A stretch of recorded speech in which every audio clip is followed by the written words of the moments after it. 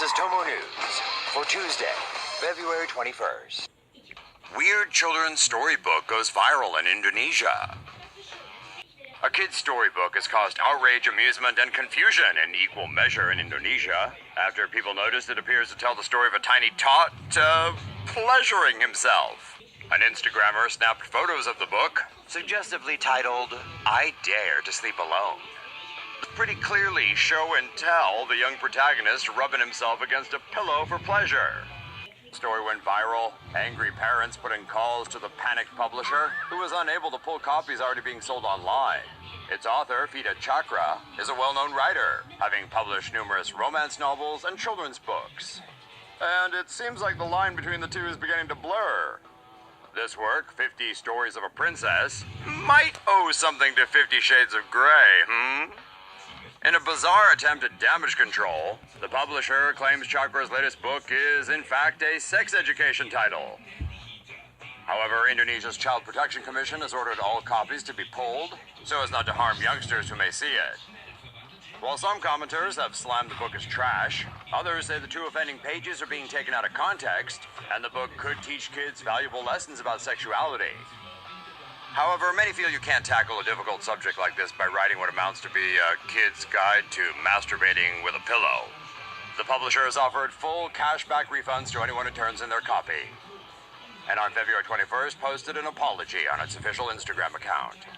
No word yet on Miss Chakra, who appears to have gone into hiding.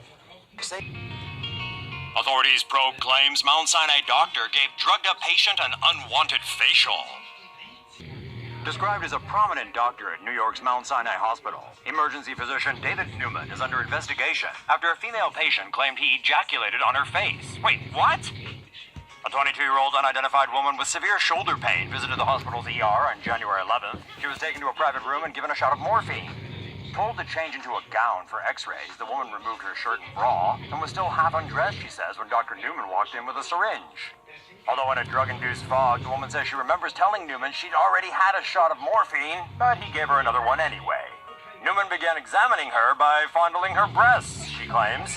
Then the doctor turned away and she began to hear what sounded like someone masturbating. Suddenly, she felt semen dripping on her face.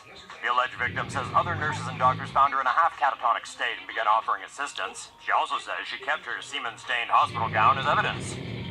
Mount Sinai Hospital banned Dr. David Newman, a 45-year-old Iraq War veteran, from seeing patients, while the NYPD would also like to have a chat with him. Newman's immediate location is unknown. If she actually has DNA evidence, Newman's going to have a lot of explaining to do. Your verdict? Do you buy the alleged victim's story? Make friends on the internet. Rapist finds victims online. Police arrested a 25-year-old man identified by his last name Ten after a 19-year-old girl reported him for raping her. The two had met online, and when the victim, identified by her nickname, Xiao-ai, mentioned her birthday was coming up, Ten offered to take her out as a treat. Xiao-ai agreed, and Ten picked her up on his scooter.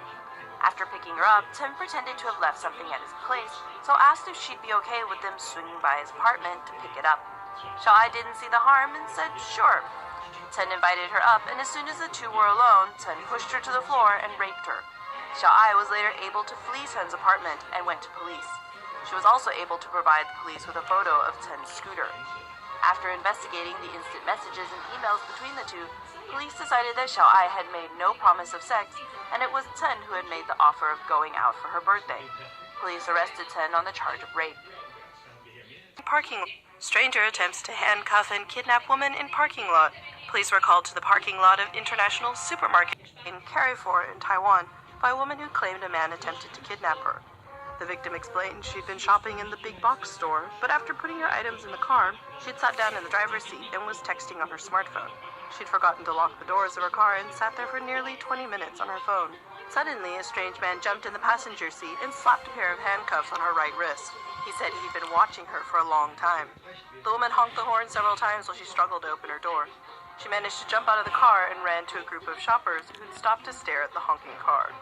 The woman was unable to give police a description of her attacker, but police removed the handcuff as evidence and will be checking the CCTV footage of the supermarket.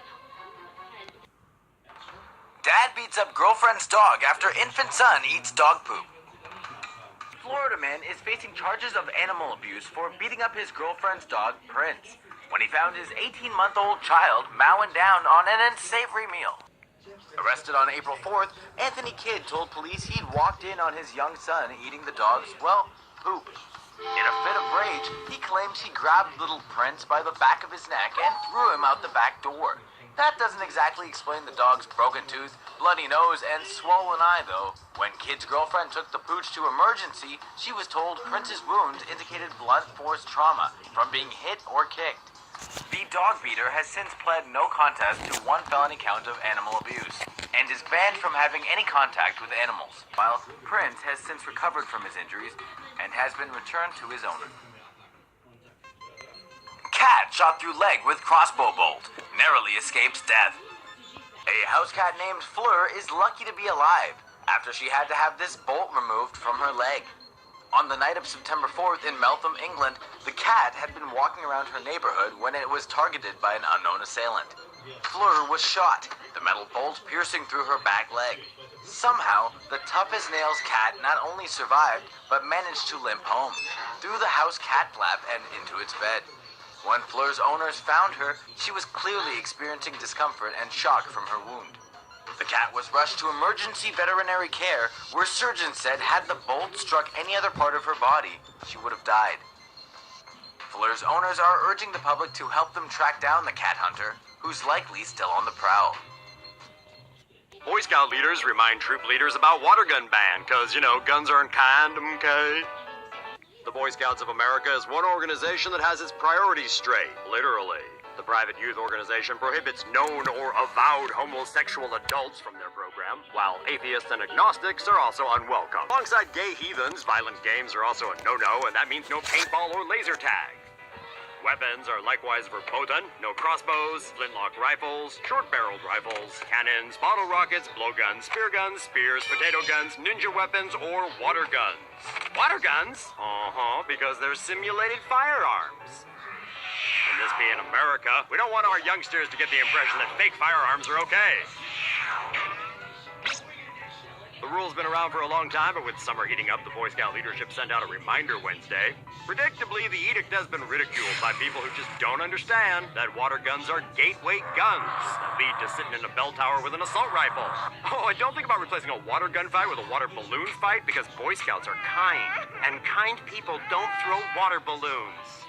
One reporter jokingly suggested the Boy Scouts ban campfires and replace them with simulated flames on iPads, which is a great idea that will lead to fewer burn injuries. Let us know what other things you think the Boy Scouts should ban in the interest of safety, heterosexuality, and or kindness. Are tickle fights okay? Maybe if they're friendly tickle fights? Nah, too dangerous.